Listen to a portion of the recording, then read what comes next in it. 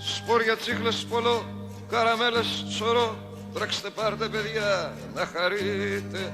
Κοκοράκι λαμπρό, γλυφιντζούρι γλυκό. Μαντολάτο εδώ θα τα βρείτε. Εδώ το βοτάνι της αγάπης διαλαλούσα εκείνο τον καιρό.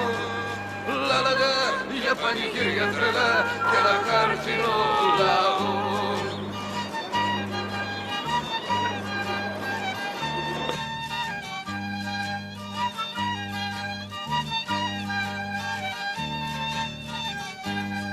Μας στερεύσαν εκείνα τα τραγούδια και δεν γράφω πια για το κοινό. Αλλάζω στίχους σαν λαγούρι παρώ κι απ' το ίδιο πίνω το νερό.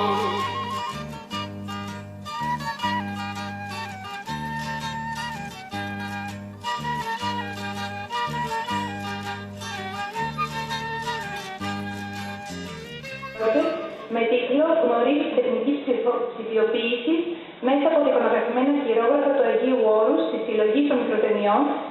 Θα μου επιτρέψετε λίγο, συγγνώμη για τη διακοπή του προγράμματος, θα μου επιτρέψετε να σας δώσω λίγο.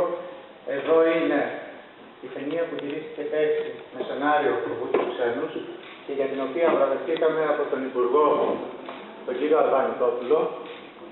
Και εδώ είναι το χαρτί της διαθεσιμότητάς μου.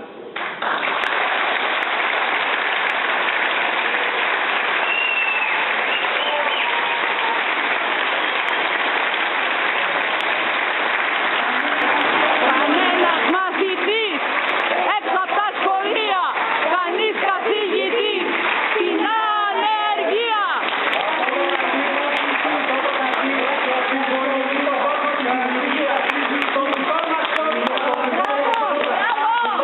Μπράβο Δημήτρη!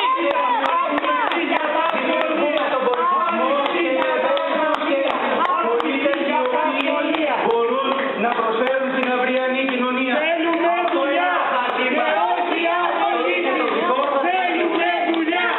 Και όχι απολύτως! Και αυτό το χαρτί δυστυχώς συμβολίζει ένα πολιτικό κόσμο που δεν τράπηκε να μας κατασκοπατήσει. Φύγαμε από τη δουλειά μας ως κατηγορούμενοι. Μπράβο Δημήτρη!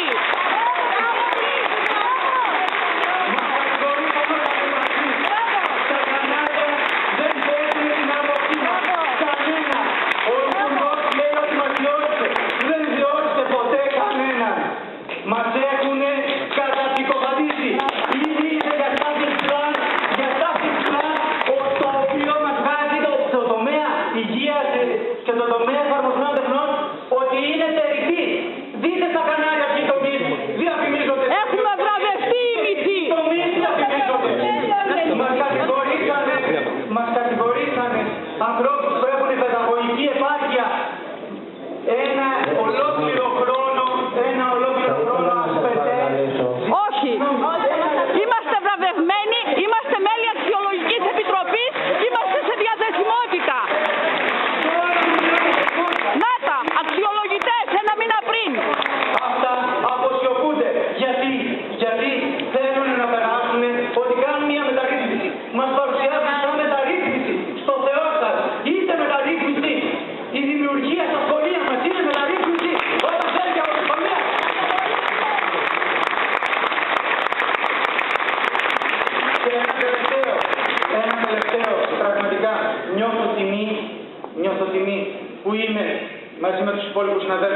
στην ομάδα των ανθρώπων που βραβεύτηκαν.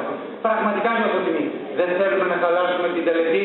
Θα καθίσουμε γιατί σεβόμαστε το θεσμό στοικά, να παρακολουθήσουμε και γι' αυτό ήρθαμε πρωτίστως εδώ, να παρακολουθήσουμε όλη τη διαδικασία και να επενέσουμε το θεσμό μακριά από πρόσωπα.